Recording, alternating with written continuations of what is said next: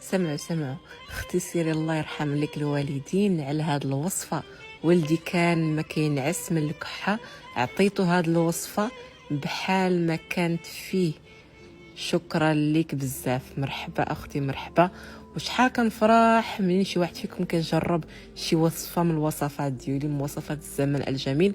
واللي ما عرفش هاد الاخت علاش كتهضر على هاد الوصفه هادي ديال الكحه، الوصفه ديال الصدر اللي بحال رحمه الله سبحانه وتعالى من وصفات الزمن الجميل، اللي فيها الزعتر واللوز والحليب كتطبخوهم مع بعضياتهم بحال كيف ما شفتوا.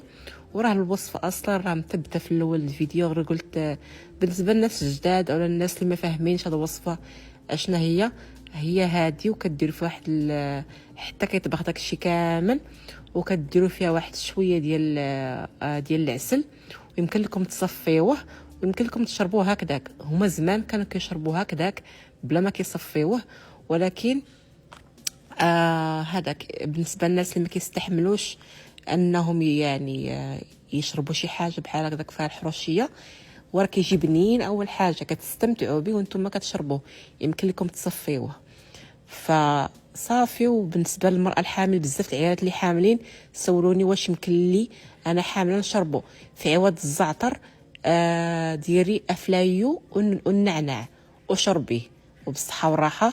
يعني بالنسبه للمراه الحامل حيدي غير الزعتر وديري افلايو والنعناع، والمكونات الاخرين ديريهم عاديين.